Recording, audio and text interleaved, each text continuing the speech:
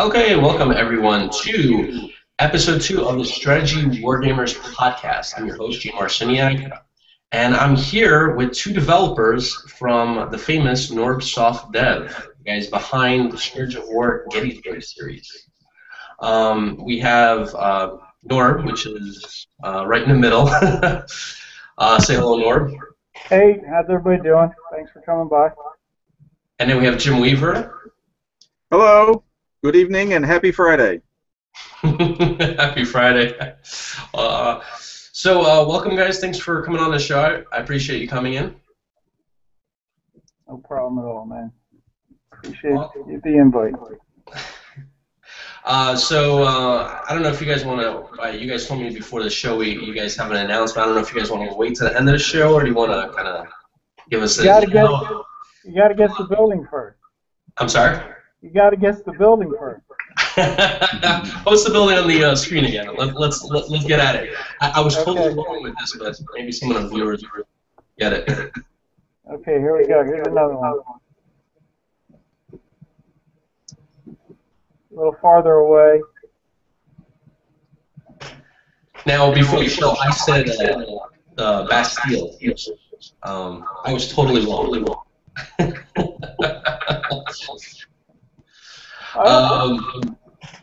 I'm sure you guys probably already know what it is, but the closest thing I can say is Bastille because that looks like you're warm. Put up a different angle. Okay, I give the closest one. These are gorgeous, man. They did amazing work. And we're not done yet. I know. I never get to play the game. You can't enjoy it. Exactly. Okay, here's another one. Yeah, that looks beautiful.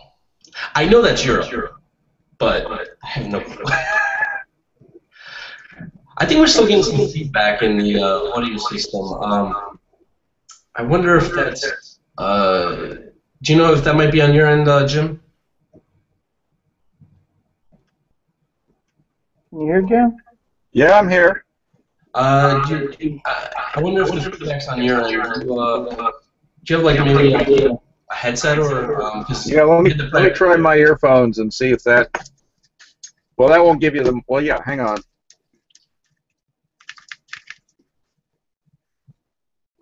Oh, you got the Bose ones. Look at that. How do you avoid feedback?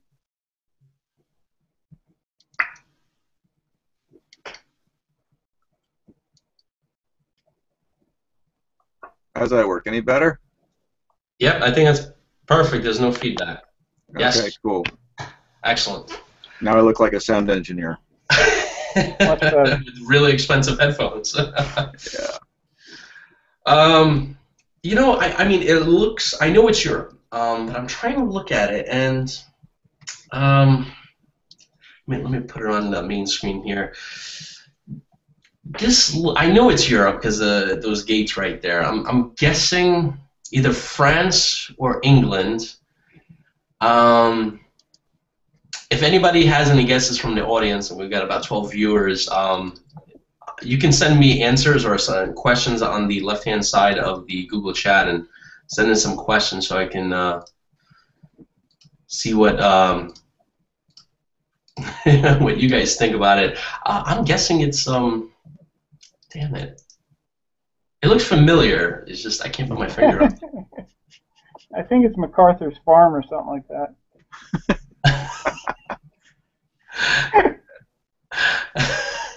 Wait, let me see this photo viewer icon here. Let me see if you actually maybe it's you guys I fixed that. I renamed the file before I put it up. I see you were smart. Look at that. How about that? I noticed that myself the first time I put it up. So. Okay, you're warm on Europe. Oh, nice. Good. Very warm. How about the country? Am I close? England or France? Yeah. Ooh, so look at that. All right. Split the difference. I'm guessing England because it doesn't look too developed. You guessed poorly. Ah. So it must be France. I'm just trying to think. It's not France, but it's not far away from France. Ooh. Oh yeah, you're right, Jim. Thanks. So it must be in the region there. So we got Belgium, we got Netherlands, and we got Germany, and Swiss. This looks like to be in that area of the forest where Battle of the Bulges. What's that forest name? Ardennes. Ardennes. There you go. Is that? It must be close to Reims. Am I looking at area near Reims? You're not impossibly far away. Just to make your life totally miserable. Come on, you got to think of what kind of warfare our games do. I'm sorry, say it again? I said you got to think of what kind of warfare our games show. I'm taking that into account. I'm just trying to think of the time period. This looks medieval, in the medieval era, or at least a colonial area.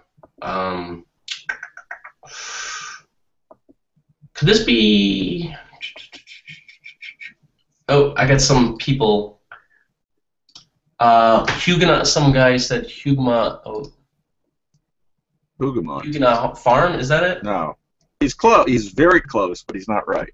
Modfish68. You're close. You're not there though. You're better than me because I said the bloody Bastille, which is out there. Anybody else? Come on. Modfish got it close, and I'm never gonna get it. Because he's actually about 300 yards off. Oh wow, really? So he's only 300 yards off? Yeah. Oh wow. All right, Modfish, come on, man. You got to put it out there because I'm dying to find out here. You know what? I have the most powerful web browser here. I'm gonna actually do a Google search. It has to be close. So Hugo Mons. I'm gonna cheat a little bit, guys. Here. That's okay. Okay. How do you think we find out all this information? I didn't even have the right country, so go ahead. Yeah. All right. Ooh. Oh, I know what it is. It is Waterloo. Yep. And let's see what the name of the residence is. I got there you go, Chrissy. What was it? Chrissy, you got it. Oh, yep, that's it. That's it. Good job. Good job, Chris. How about that? Because I was never going to get that. I knew how to do something with Europe, and it looked like in a French area, but I was in the general vicinity. There you go. The same continent. Well, I'll just leave it at that. Wow, so that is right. I'm looking at a map of Waterloo here. So is that the big announcement? Is that what the game is going to be? The new? Absolutely. Wow. All right, awesome. So Waterloo is going to be the next title here. Yep, we're moving across the ocean. Going to try our hand over there, see how it goes. Check out go across the pond here.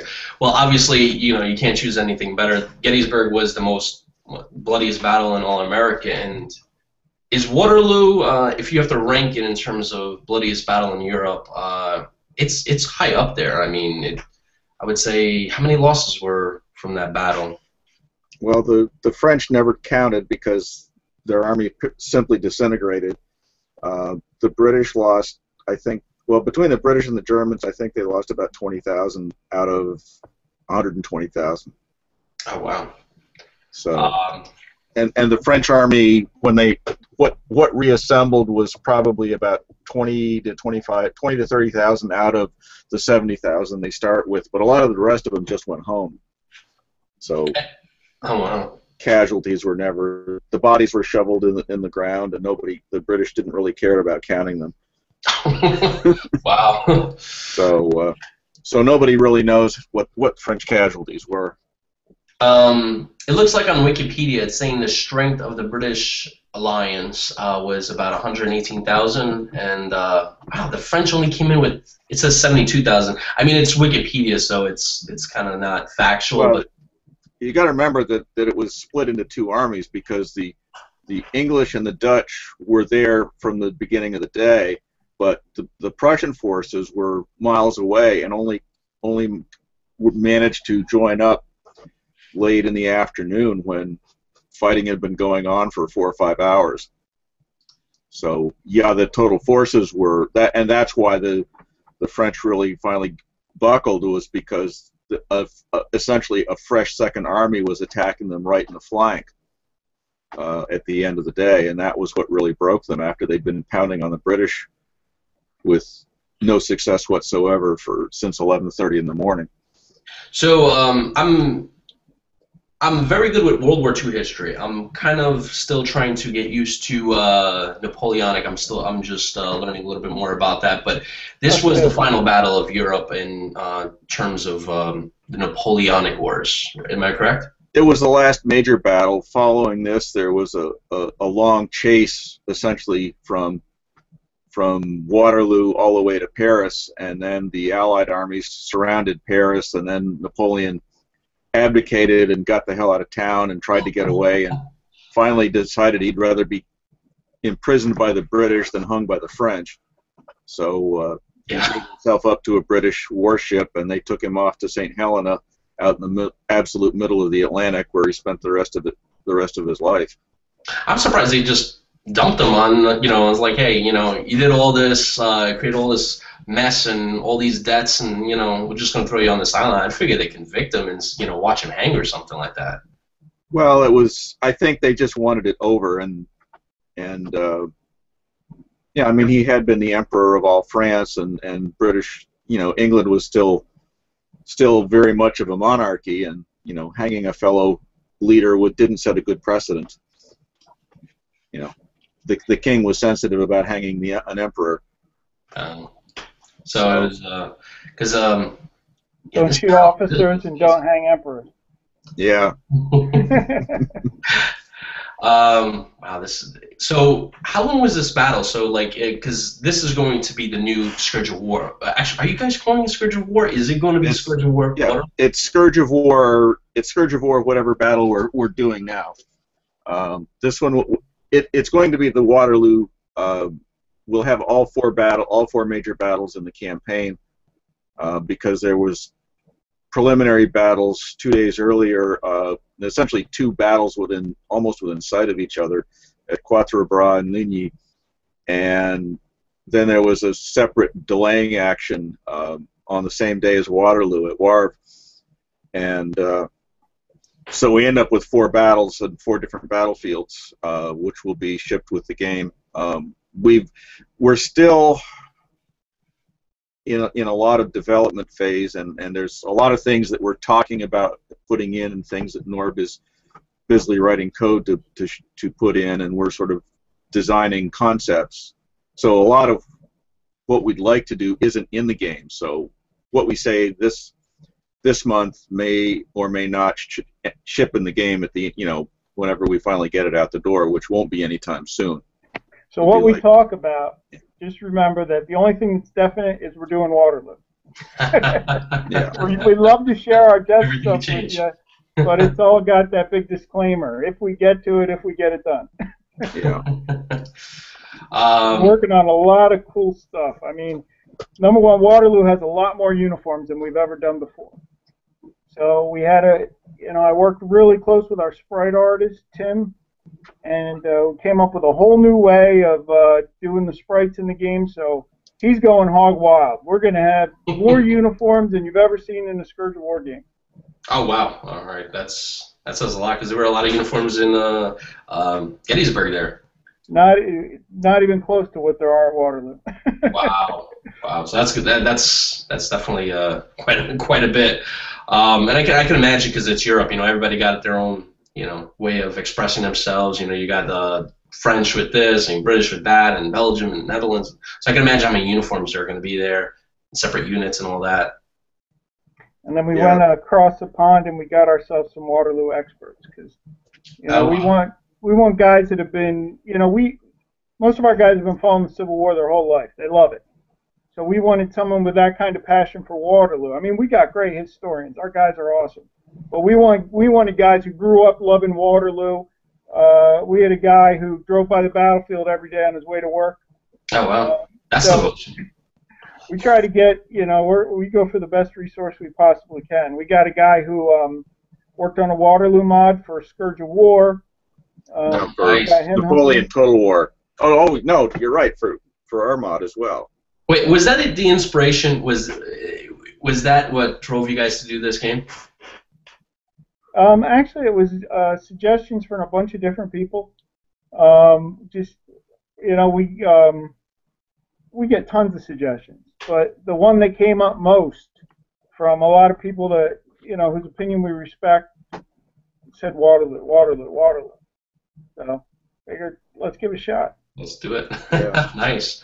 And we got the mod works, even though it's built on the Gettysburg engine, which was purely focused on the Civil War.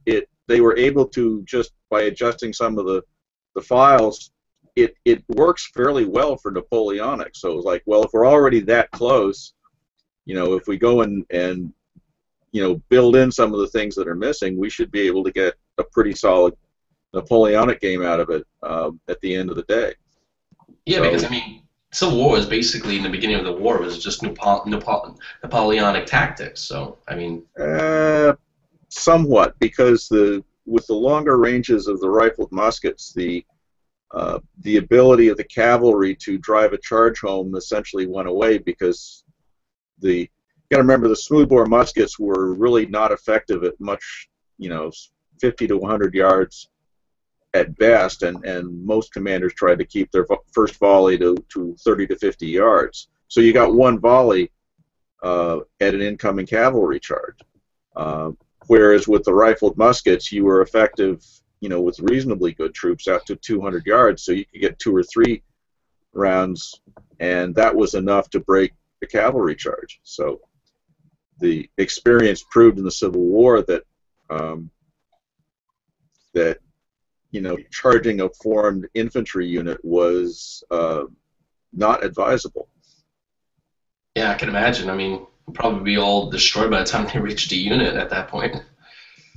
Yeah, they took enough casualties that after they tried it a few times, the word got around that, no, don't do that if you want to go home. One question I had, I think I ran this across the forums. Now, you guys were talking about campaign earlier, like it's going to be 4 battles in this Waterloo campaign here. Any chance of maybe a sandbox type of thing where it starts with battle 1 and then you can go all the way to battle 4 and just kind of deploy your troops without having to load and then end the mission and going into another one? Go ahead, Jim. No, we've talked about it extensively. We have a pretty good design concept of how it would work. We've got a new guy who's starting to build some of the tool structures that will be needed to make a campaign mode happen, because you've got to have the map, which a campaign map is the same map as it's another map. It's just got different troops on it with different constraints who only can march on the roads. And so you've got to have the map, essentially the campaign map mode, which gives you different restrictions. You've got to have the ability to carry over, and depending on how many days from the last battle, you get fractions of your casualties back. You've got to figure out how fast can units go, how long was a column. How long was a battalion of 1,000 troops on the road? How long was a division? So you can't put 6 divisions on a quarter-mile of road. Those are things we have to work out. So it's something that we'd like to do, but whether we will have the time and the energy to do it for the original release of Waterloo, we'll find out when we get there. Okay. We would definitely like to do it. Yeah, that would be kind of cool. But either way, this sounds like it's gonna be a even much bigger project than Scourge of War was. If you had to kind of put it like Scourge of War to, was a big project, this is going to be kind of like an epic one, because I'm sure Waterloo, you were mentioning there's 4 battles to it, so it's going to be a longer duration. And I'm sure the map is probably going to be... Is the map larger than it was in Gettysburg, or is it smaller? Well, the battle maps are the same, are the larger size. Gettysburg had, the original release of Gettysburg was 2.5-mile maps, and everything else was 5-mile maps. Mm-hmm. The individual battles all fit quite conveniently on a 5-mile map. So the individual battlefield maps will all be 5 miles. Okay. The campaign map, if we get to that, will cover the entire region with the full road net. Oh, wow. So you won't be able to see the individual soldiers marching like you do on the battlefield map. They'll be abstracted somehow, and exactly how we don't really know at this point. So you'll give orders to your troops, and depending on how you've got your cavalry deployed, you will or will not know where various edges of enemy units are. Okay. It's a lot of fog of war. Yeah, there will be real fog of war. Nice. Let's see. Yeah, we're going to bring that. Hopefully, we're going to bring that concept into our sandbox mode. You'll be able to play a new sandbox mode where you're linking the different battles and going after the entire campaign map however you want. Oh, wow. Yeah, that's going to be really cool. It should be. I've been excited for it. It's something we've talked about for years. Now, the sandbox mode that you just mentioned, is it going to be like, because I play sandbox mode on the Gettysburg game, and it's kind of like puts 2 armies together and you just go at it, right?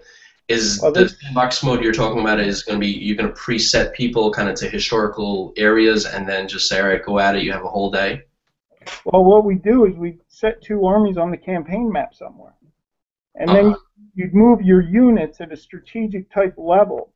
And then when 2 armies meet, you'd go to like the current sandbox mode where you actually fight it out. And when that battle's done, you'd go back to the campaign map. So you do similar to Total War. Okay, I don't play it, so. Yeah, it's Total War is, the campaign mode in Total War is very abstracted. I mean, it's going to be more. I don't want to say like NATO units on hex map, because I have a problem with hexes, but it'll be at least block units maneuvering on a map, and you'll give orders for specific units to go on specific roads with specific destinations. And if you run into somebody, well, then you'll go to as Norb said, at that point it'll precipitate a tactical battle either on one of the battlefield, the historical maps, or we'll also ship some generic maps along with it. Nice. That really excites me. Can't wait to get into that. So and then essentially, so you'll fight the battle and you have whatever casualties you have, and then you can decide to retreat. Essentially, you can say retreat. End battle by retreating, which would essentially kick you back into the campaign mode with your troops going in the other direction. Mm-hmm. Yeah, and then whoever won can either stay there, or he can pursue, or he can, at that point, each side is free to maneuver back on the campaign map. Yeah, that sounds really cool. Yeah. A lot of this is TBD. It's ideas, not things that we're actually moving. We're not clicking on anything at this point. Yeah, this is the pre-stage. Are you guys looking? Just a quick question. You guys looking at probably a 2015 or 2016 release, right? Because this is, as you're mentioning, it's on the drawing board. Our fairly hard deadline is we're going to ship something before the anniversary, because next June is the, what would that be, 200th anniversary. Oh, wow. Of Waterloo. So we will ship something. We will ship a finished product before the anniversary. Whether or not, how many bells and whistles it will have, time will tell.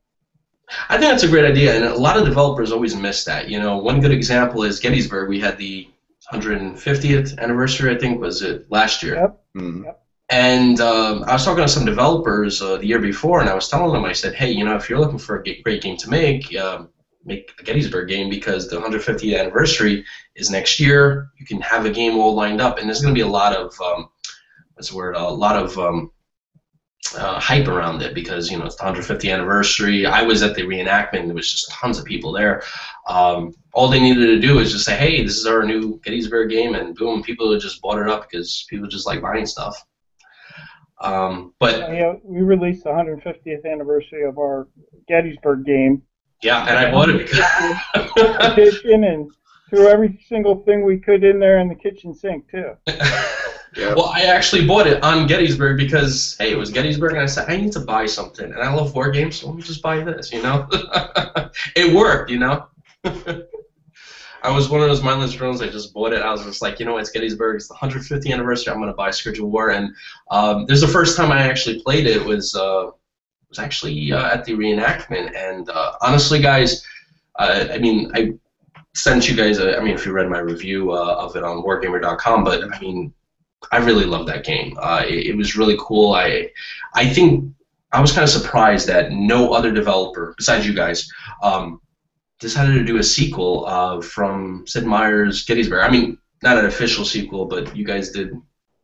Technically, this is the closest we'll get to an official Sid Meier's sequel. Is Scourge of War Gettysburg. I think you guys did a great job with it, and I'm kind of surprised it took developers. No developer came forward within. It came out in the 90s, I think. Am I right? Yeah, it was pretty old. Yes, Gettysburg, I think, was released in '96, and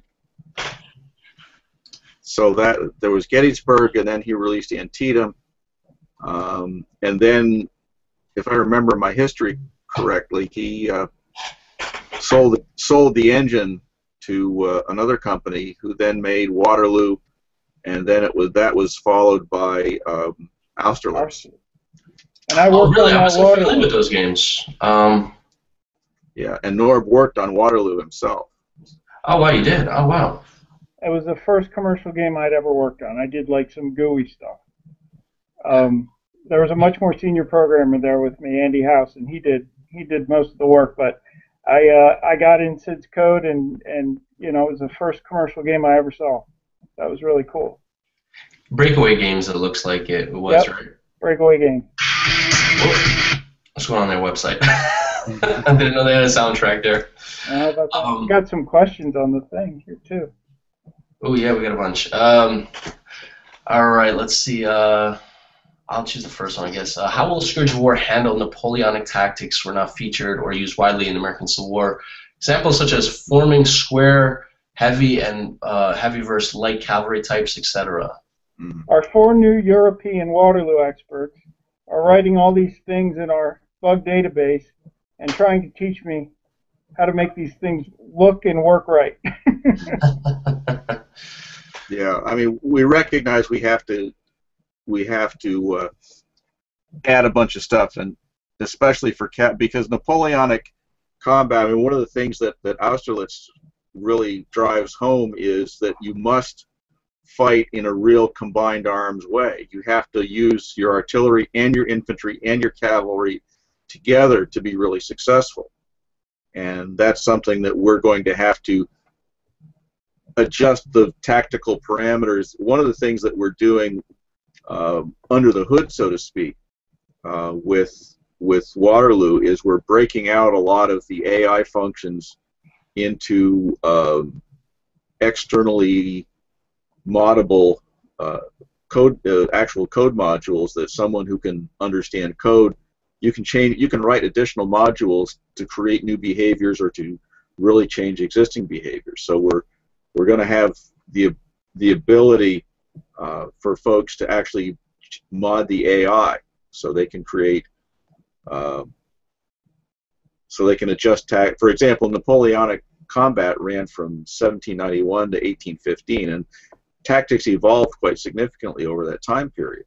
So while we're doing tactics for Waterloo, those really wouldn't work for the Grand Armée of 1796. Yeah, probably the British Square was one of those advancements, I think, right? Well, the reading that I've done, every army had a square at the beginning of the wars, but how it was formed and how fast it was able to be formed was driven by combat evolution to be much faster and much more efficient. So depending on your era, the same army would use a different formation or a different way of getting from a line formation into a square formation. So if depending on how historically nitpicky you want to be, and Napoleonic people make Civil War people look like pikers in some cases. There's a lot of things that we will write correctly for late Napoleonic War tactics, but it would have to be retuned for earlier eras. But we're trying to build in the capability for other people to make those adjustments, so we don't have to write it. So Norb doesn't have to write it all in code himself. Okay.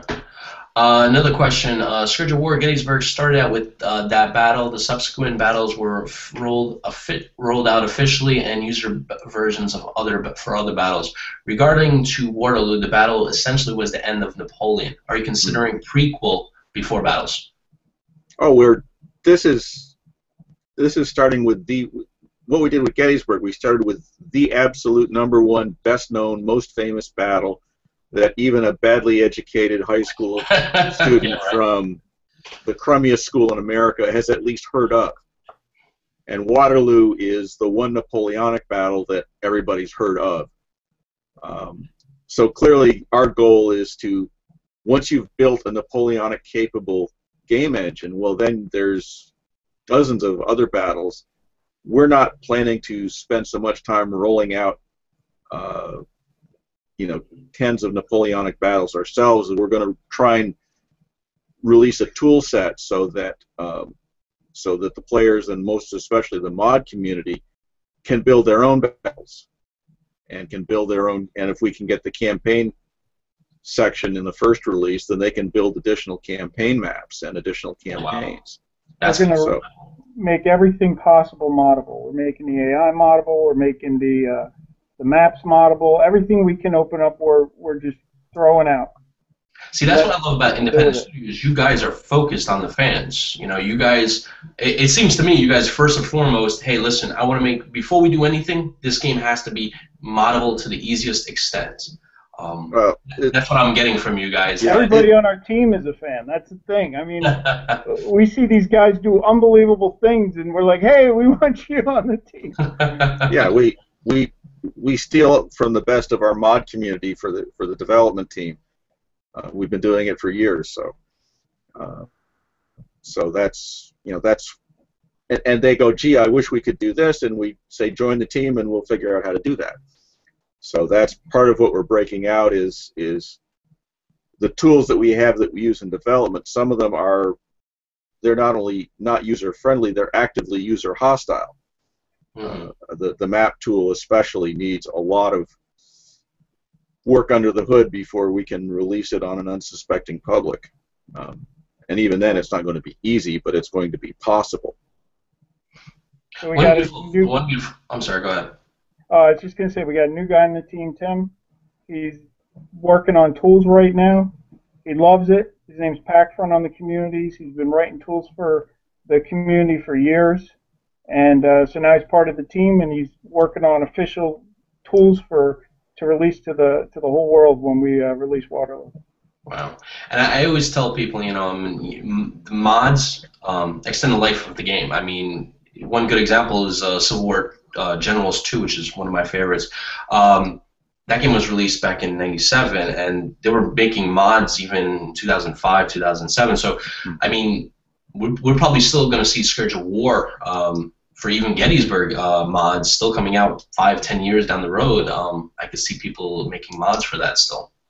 Well, Scourge of War, we didn't release a map tool publicly. We didn't have any way of getting a map tool. Like Jim was saying, it's horrible, absolutely horrible. So now that we have a tools programmer, we'll be able to do that. So, like with Take Command Second Manassas, when we released and opened up the maps, there was a whole huge resurgence. and there's still people playing it today. So absolutely what you said. You open it up. I think we might to the community. You get like. I think Norb's having bandwidth issues. Better than what you did. So. Oh, we lost a little bit of that because I think the bandwidth was going to eat up. You're good now, but it got cut off a little bit.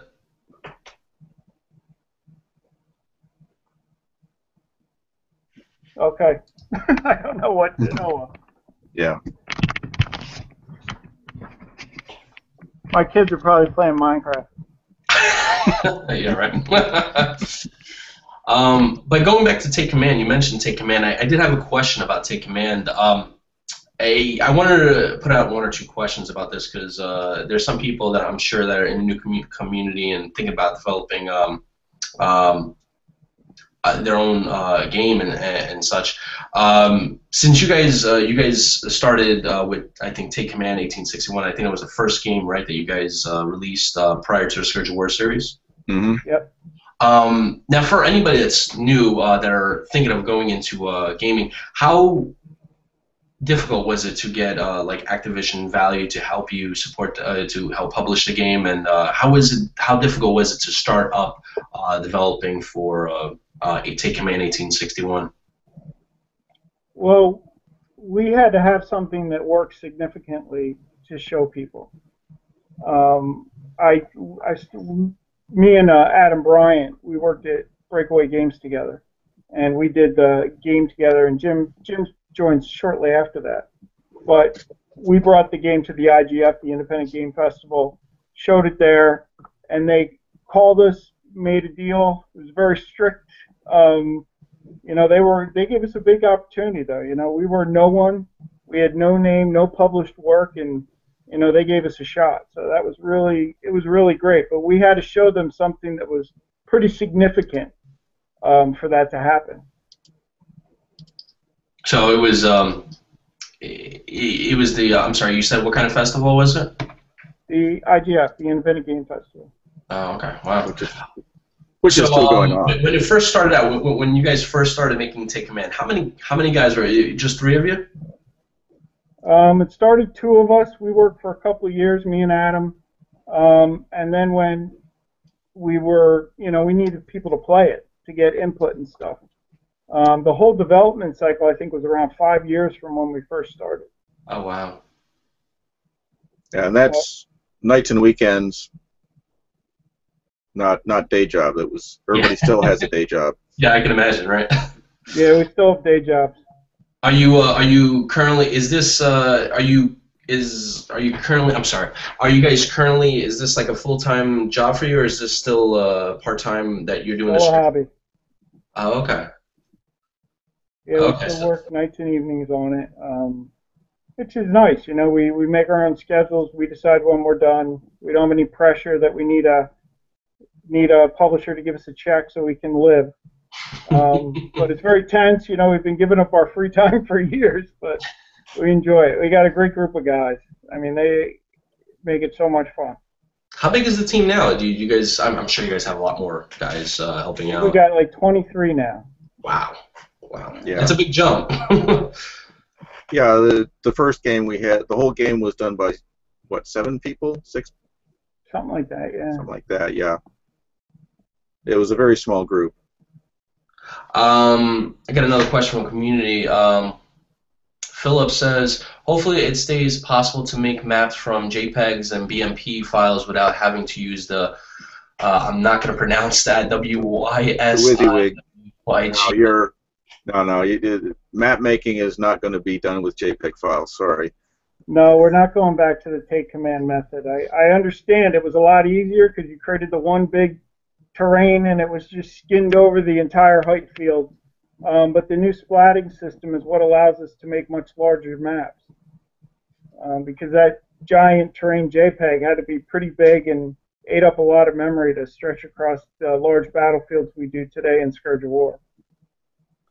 Matt has a question. Are you looking at improvements to hits and sending orders the more sim-style elements in Scourge of War? Our head QA guy's Connor, and he's our courier advocate. And I know he has a list of stuff for me. We're working on the low-level stuff right now, but I promise you, Connor is the biggest user of couriers there is, and he won't let us get away with not doing some pretty major improvements. I do like the courier system. I do like using the minimap because I know there's ways you can use the minimap in Scourge of War, but for some reason, I don't know what it is. I really enjoy the courier system. It kind of gives it a little bit of a feel. You know, it doesn't go to the point where you're kind of like, you know, I'm getting frustrated. It goes to the feel like, this is kind of cool. I see the guy running off, and he's going to the general, give him the orders. I thought that was kind of cool. I think you either love it or hate it. Well, our goal is to make the game playable at multiple levels. I mean, some people are really looking for the pure historical experience, and they play only hits and only couriers. Some people, you know, who learned on Sid Meier's Antietam are quite comfortable commanding from 500 feet, and they don't like being down on the ground. Yeah. And we're also looking very seriously into adding a what I call the basic battles mode, which is really more in the direction of simplified, a much simpler system. It's for the people who don't want to get into historical realism and don't want to have to spend, you know, time learning all the gory details of Napoleonic tactics. It's more for the people who want to jump in with a few friends, have a good fight, and have fun. More of the NTW multiplayer crowd. Although we're going to have a much better AI than that game currently or ever has. With the game, but we're trying to pick off some of the people who just want to have a good 30-40 minute battle and be done with it. Yeah, I sometimes like that. Yeah. Yeah. Are you guys gonna redo the minimap on from Scourge of War? Is there gonna be any improvements? One thing I would like to see personally is a way I can command all, like if I can just click on the unit, drag him over here, another click on this guy, move him over here, and kind of do it that way. You guys ever considering a element or a feature like that? We are considering it. We haven't gotten to those type of things in our development process, but yeah, we are considering improvements to the interface. In answer to the hits question, a lot of guys on our team want a WSAD movement if you're playing hits, and that's something else that we're hoping to get in. So you can it'll be much easier to drive yourself around the battlefield, you know, looking over the general's shoulder, as it were. So it's like first person, but you're in the saddle. Yeah, that's doable. It's on our list of things to do. So it'll be easier to play, to get around the battlefield when you're playing in hits mode. Mm-hmm. I guess the biggest question, and no one's asked it yet, but I see it around the forums and such. Are you guys considering? Are you guys going to leave the graphics where they're at, or are you going to take them up? Because there's pros and cons to everything. Well, the overall, the general system will stay the same. We're looking at improving the map graphics. There's some things that are in the map engine, the map editor, that are broken, that have never worked, and we have it on our list to fix those, which will give us additional capabilities. I mean, Phil's question about RGB 1 to 4, we may have RGB 1 to 8 before we're done. I don't know. Because that's part of getting into, when we get to the stage of fixing the things in the map engine that are broken and making it somewhat less user hostile. We don't know how much time we're going to spend on it. We don't know how far down into fixing things and putting in new features we're going to get. So there's a lot of things that are things we would like to do, but we don't know exactly how many of them are going to get done. Yeah, because I mean, from what I mean, there's pros and cons to what I see. I mean, the game right now runs smooth. I actually run it in a virtual machine, and it's beautiful.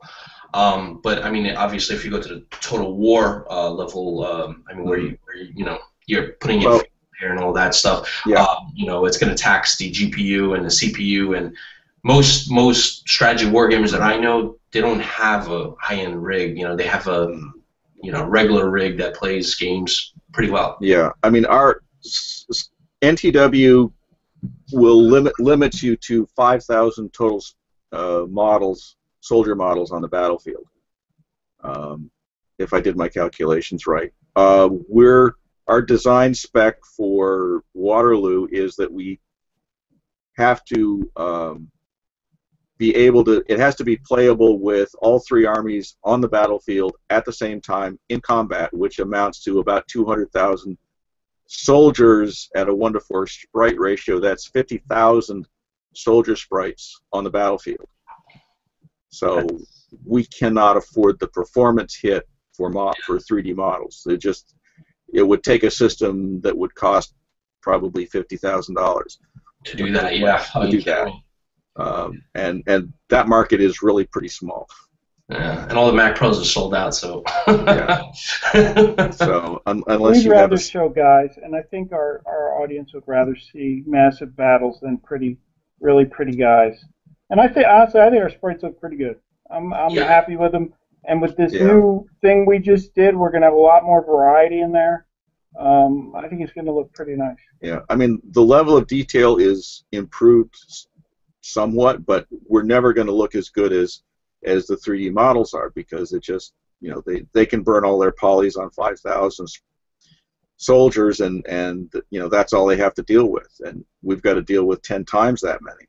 So we can't, we just can't go to that level of detail and have the game be anything more than a slideshow. Yeah, basically, yeah. Let's look at some questions here. C. John Oak, and feel free to grab any of the questions that you guys want to answer. With Waterloo presumably taking high priority, should we look for any future official battles at Scourge of War Gettysburg? Will there be support for additional tweaks or improvements? Not until after Waterloo. We absolutely have plans to come back to the American Civil War, but not until after Waterloo's release. Yeah, I mean, the Gettysburg series and the core Gettysburg engine are essentially, that's a generation of development, and Waterloo is the new generation of development. There were a number of things that we really wanted to do, improvements we wanted to make that we couldn't make without breaking Gettysburg, because the things wouldn't be compatible. The file structures the things we had to add would no longer work with the rest of the system. So we had to make, it was time to make a generational upgrade. So that's what we're in the middle of doing now. I mean, if you're thinking of as a car, it's been stripped down to the frame. We pulled out the V6, we're putting in a V8 with a turbocharger, we hope, and better suspension, better tires, new paint job.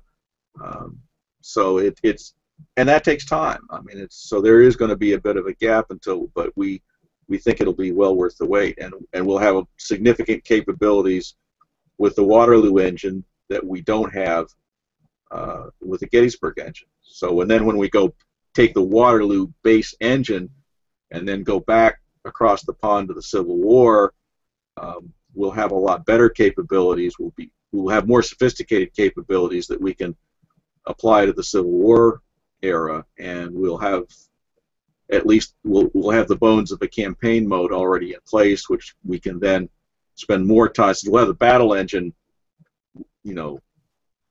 at a higher level. We can spend more development time on the major operational level campaign mode that we've been talking about for some time. Now, one big question that I have, and we're seeing in the last couple of years, last year or two, we're seeing a lot of developers switching over from desktop games to iPad games and iPhone, because we're looking at a transition into the whole PC market. Are you guys considering, not now, but maybe in the future, porting some of those titles over to iPad or iPhone in terms of like Scourge of War Gettysburg or Waterloo or anything like that? We've had discussions about that. I'm very excited to work on the mobile stuff. We wrote a little tower defense game using our Gettysburg sites just for the heck of it. We just wanted to see if we could do it. So yeah, I'm very excited by the mobile market. I'd absolutely love to. But like we've been saying, we work in our free time, and we're very limited as to what we can hit. But I would absolutely love to write some of our games on the mobile platform.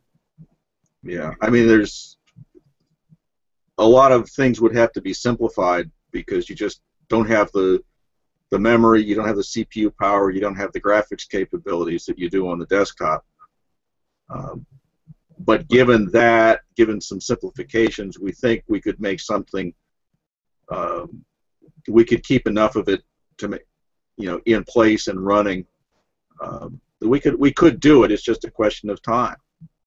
And the more time you give, I would say, like right now, the iPad, the one that Apple just designed, is basically the equivalent of the Mac Mini of 2010 in terms of the Intel Core 2 Duo. So I mean, I can imagine another year or two, we're looking at chips, ARM chips that can be equivalent to today's i5 or i7 chips. Mm-hmm. So I'm sure, like, once you guys release Waterloo, we're looking at a point where tablet and laptop, we're looking at the same type of performance. So I think it's just going to get better as we get along. Yeah, it's doable. It's just a question of, for example, if we finish Waterloo, do we then stop and port something existing onto the tablet market, or do we go back and make a really very sophisticated operational campaign level, for example? I mean, we can't do both. Yeah. We just don't have the workforce to do that. I mean, there's only one of Norb, and his wife and his kids get. I keep trying to get another programmer. No one will work with me. Tim's the first to take the shot, pack front. So hopefully he'll have good reviews, and maybe we'll get more. How? One other question that always is on my mind. How is your relationship with Matrix Games? Because you guys partnered with Matrix, I think last year, was it? Yes, our relationship's going very well. All our Gettysburg games are now being sold through Matrix, so it's going well. Awesome, because I was talking to some of them, and they're very about the partnership, because it happened last year, and I was asking them, I was just like, how is your relationship with NorbSoftDev? And they kind of surprised me. It was like, yeah, well, we're boxing all their games, and this was during Historicon, and I saw the games they put on the shelf there, and I was like, wow, I mean, they're really committed to you guys, and I thought that was amazing. Yeah, I really like those guys. I've known them for years. They've helped us out a ton. Always called JD for advice throughout. I mean, we met them at the first IGF festival over 10 years ago. We met him and Ian, and so they've just been great friends and supporters of our work the whole time. Excellent, excellent. Let's see some other questions here.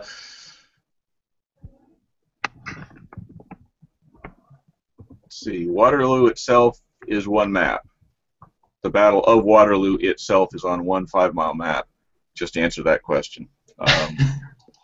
This is going to sound horrible, but my 17-year-old daughter is waiting at her high school. She just got back from the track meet, and I have got to go pick her up. Oh, yeah, I mean, feel free. I mean, that definitely takes priority. It's going to take me about 15 minutes. If you guys are still on, I'll be back. If not, it's been great talking to you. It was great talking to you. I think we're going to probably wrap up for 15 minutes. I don't want to keep you guys all night. I appreciate you coming on, Norb, and I'll let you. That's her ringing now, so I have to go. Thank you so much. I'm sorry. Thanks for coming on the show. I appreciate it. Bye. See ya. All right, it's just me and you, Jim. Okay. Let's see. Let's get the rest of these questions knocked off. Let's see. Waterloo's. Yeah, I mean, the tactical battle itself is going to be pretty much on our standard layout of you've got the battle, you've got scenarios set at various stages, at various critical time points and critical places along the battle that you can then play out. It's very difficult to script the whole battle because our AI is so independent. It goes off and it adjusts to circumstances, so you can't keep it fighting the historical battle. And I agree with you. I believe in a stronger AI. Yeah, so we can give you starting positions for, you'll have full army starting positions at 11:30, and then you'll have a scenario here, a scenario there, a late battle scenario where you might command all of the Prussian army as it comes onto the field attacking. So then for the multiplayer, we can just set it up and guys can have at it. I agree with that because once you script everything, eventually you'll never have a different outcome. It's always going to be the same thing. We script every single thing. This one gives it a lot more freedom because you can start on day 1 in Gettysburg, and by day 3, the whole Union Army could be routed. You have so many different possibilities. Yeah, so that's something that we've always focused on is replayability, so that even in our scripted scenarios, we always write random variants so that one path through the scenario scripting is the historical route, but it's only one of a number of possibilities, and you never know which one you're going to get. So unless you play them over and over and over to the point where you can exhaustively learn every possible outcome, it will be different. One question I have. Sure. Now, one question. When I played Scourge of War Gettysburg, and I had one unit trying to attack this guy, and unfortunately, there was a unit right over here, and he charged here instead of going to this guy. Mm-hmm. Are you guys gonna possibly allow us to tell which unit to attack, or to charge, or do you want to keep? I know it's kind of because it's more realism.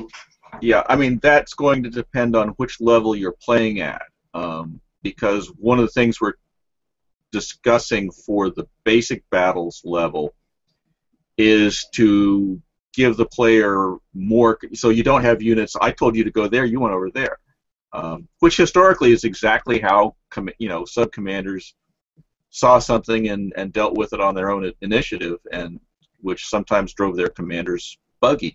Yeah. So for the basic battles level, we're probably going to give the player a higher degree of control, but still give the units enough AI autonomy so that they will, so that units seeing cavalry come in will form square, unlike Total War, where they'll just sit there and get run over if you're not paying attention.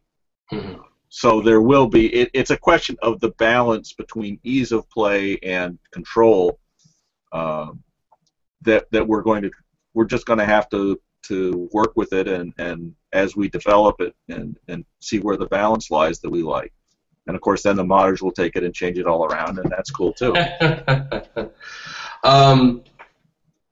Well, in terms of modding, will you give them access to affect those components of the game where you can say, all right, when you're playing an advanced level, I'm going to give you the control to attack whichever unit you want to, or I'm going to put that historical realism in there?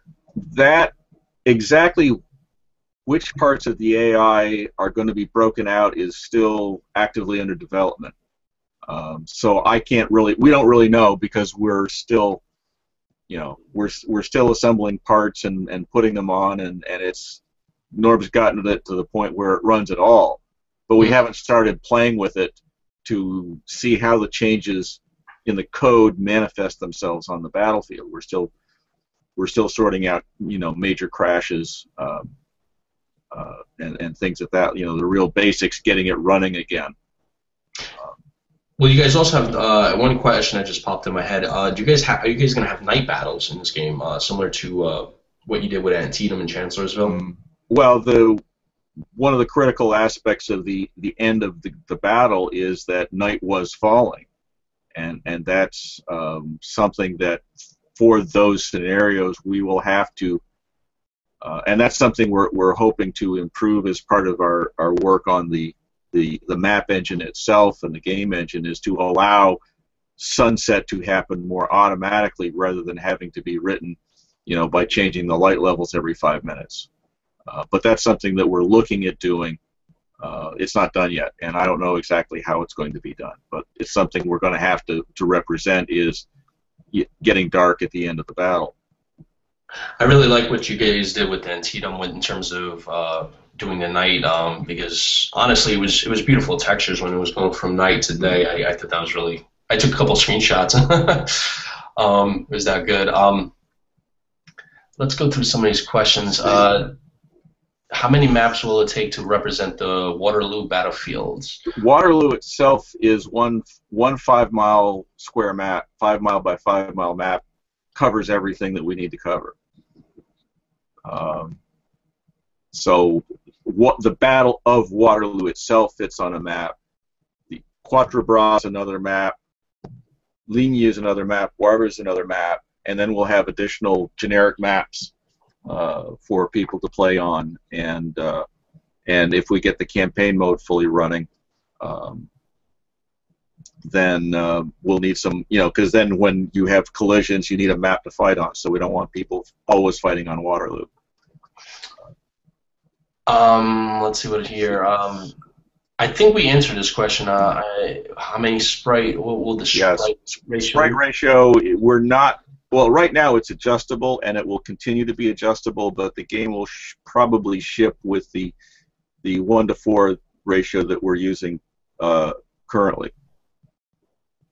Michael asked a really good question. I like this question. Will there be weather, muddy ground, and can the buildings be garrisoned? That's actually a good question. The buildings, that's mandatory for Waterloo. It was such an important part of the battle that it has to be done. It's going to be done. We don't have a choice, because otherwise two major fights of the battle can't be fought if you can't garrison the building. So that has to be done. Wow, that's going to be a big feature, because you guys haven't done that before in any of the Scourge of War games. No, because in those battles, it really wasn't there was no place where it was historically significant in anything like the way it was at Waterloo. Waterloo is absolutely mandatory that those be. They were essentially small forts in the middle of the battlefield, and they have to be garrisoned. So that's already a done deal, except for the actual writing the code of how to do it. Modfish68 asked how will fortifications be handled. I believe he just answered that. Yeah, it'll be done, and they'll have very good defensive values, which historically they did. It'll be tough, really tough to take them. I'm very excited about that. I'm up for the challenge here. Any other questions, guys, that you have? Any final questions? I don't want to keep Jim up all night. So if you guys have any questions, I'll take 2 more, and then we'll call it a wrap, because I don't want to go to 11 or 12 o'clock. Are you on the East Coast by any chance? Yeah, I'm on the East Coast. So. Okay, beautiful. I thought you guys were all throughout the country. It looks like we are. New Jersey. We have people everywhere from California to Italy. Oh wow, that's quite a lot of distances there. Is the team going to be making any trips out to the battlefield for a nice work/vacation? Not unless the taxpayers get more generous in my day job. But we do have team members close there, and we've already got a pretty good collection of battlefield photographs, which have been already put to use by the map team. So we have on the ground, we have boots on the ground, but just not my personal boots. And I think Matrix is based in Europe, so I'm sure they can. They'll probably have a presence there. Yeah, we work at. They don't really get involved in the day-to-day stuff. It's more on the marketing and business end. Yeah, that's what I was thinking, just in case, like as Philip was mentioning, or you see at Waterloo 2015, I'm sure if Jim can't make it, I'm sure Matrix will probably be there selling the game. Which I mean that's a business decision. It's a long way off. I'm not even going to spec. I'm going to be very happy that if we can get the game out, I mean, we're really committed to doing it, but Murphy occasionally sticks his oar in. When is the 200th anniversary of Waterloo? It's next June. Next June. Okay. Wow. And the last question: will there be any change to the resupply system? Michael, you'll have the last one. We really haven't even thought about that. I mean, there is some dissatisfaction with that, and how we're going to deal with that, and especially if we can get the campaign mode running, is just we don't really know at this point. We'll probably tweak it at least to a little bit for the tactical battles, but supplies and the campaigns are a big unknown. Something needs to be done, but exactly what, we don't know. It's on the to-do list. We'll get there. Cool. I think that's all the questions we have. Unless you have anything else you want to share with us. No, I mean, people have to realize that, I mean, we've talked about a lot of stuff, but it's all very much in active development, and we've got the maps up, we've got some troops on the map, and we have a lot of work to do, and not everything that we talked about tonight is going to end up shipping, but we hope most of it will. But we only have so many hours and so many days, so many nights and weekends to spend on this, and we'll take it as far as we can, and then what doesn't get in this one, we'll get in the next one. Yeah. So similar to what you did in Gettysburg. Gettysburg, you had Antietam and a night combat. Yeah. So I mean, we'll probably. We're not exactly sure how that, because we're changing. We're putting more stuff out there, so we won't necessarily build. Pick your battle. Like a peninsular campaign ourselves, but we'll build the tools so the modders can build the maps and build the campaign map themselves, and then we'll sell the base game, and then we'll just be rolling out improvements to the base games more than, so we may have Waterloo Engine version 2, version 3. We don't really know how that's going to work out because it's a new way of, we're changing how we're doing business. Cool. And we'll find out when we get there. But it'll be fun. Yeah, you guys are going to have a lot of busy nights until 2015. Oh, yeah. Well, I wish you luck. I really appreciate you coming on the show, you and Norb. I really appreciate it, guys. And I can't sing your praises enough because probably after this I'm going to be jumping into Scourge of War. Well, we appreciate the business, and when we get a lot closer to release, maybe we can show some stuff off. Maybe we can figure out how to do broadcast a live multiplayer game. Yeah, we can do it. I think there's a couple of services. I forgot the name of it. I always watch it. Ustream is one, and there's another one, which I'm sure we can arrange. And I'll keep in touch, and we'll work something out. Yep. Okay. All right. Thanks, Jim. I really appreciate you coming on the show, and I will catch you in the future. Thank you. All right. See you, Jim. Yep. Night. Night. All right, guys, that's the end of the episode 2 of the Strategy Wargamers podcast. I really appreciate everybody coming in, especially special thanks to Jim and Norb for coming on the show. We're going to have another podcast, episode 3, next month. I don't know who the guest is now. I'm going to announce it on strategywargamer.com or wargamer.com if you're a visitor to that site. Until next month, guys, we will see you then. See you, Jim. Night. Yeah.